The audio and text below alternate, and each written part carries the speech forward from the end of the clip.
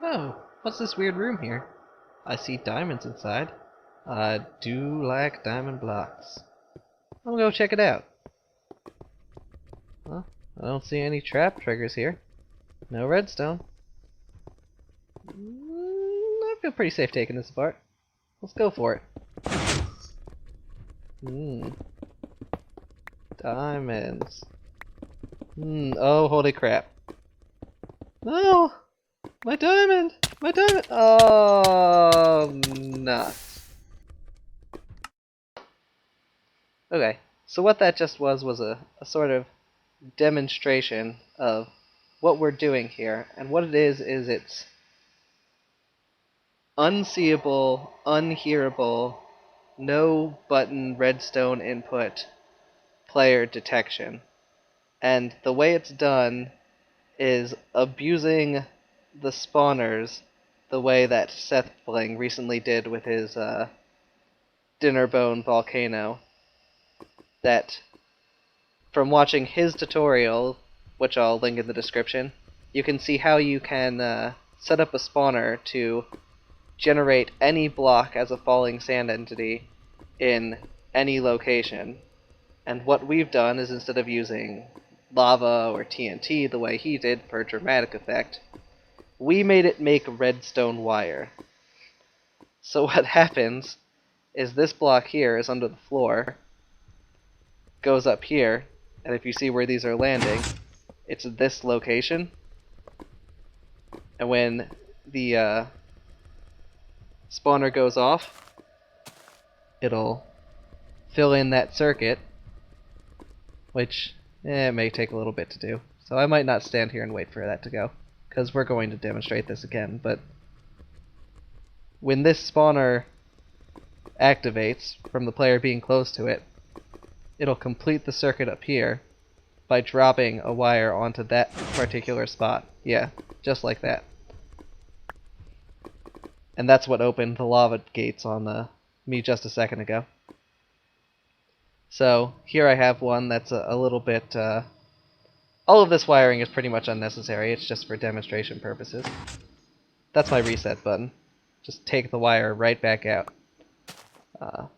So over here we have just one spawner that is going to spawn a redstone piece right here. When it does, it'll turn that light on. So we can just sit and watch that go.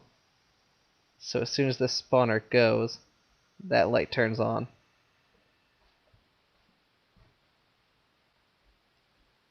And there it goes. So, as you might have told, that takes a little bit of time. Having just one spawner go is not very reliable. Especially if, well, there are only really two places anyone will get any use out of this, because you have to MC edit this in. So either they're making a custom map, a puzzle, or an adventure, or they have a server and are trying to mess with people in it. And since I'm not the one with the server and I'm not trying to mess with people in it, I only really care about map making. And I don't want something that's slow and unreliable. But the great news is you can clone this as many times as you want and have ultra redundancy. So if we hit the reset button over here, on the other side, I've copied that same spawner block, aimed at that exact same position 16 times. So I hope that didn't just go off right now. Well, I mean, that would be a good demonstration. But if we just walk over this, bam. I didn't even get close to it, it was already done. It's so quick, so reliable. And it takes one block of space underneath the floor that you just have to get them to walk over. And bam. Redstone's trigger. And all you have to do is, to make it as repeatable as you want, is wire it up so that when they hit something else, it turns off. And except for those building up, I haven't tried. I don't know how many of those it would take before the game would start lagging, but I think it's quite a bit because I haven't felt anything while recording at the same time. So it's pretty nice.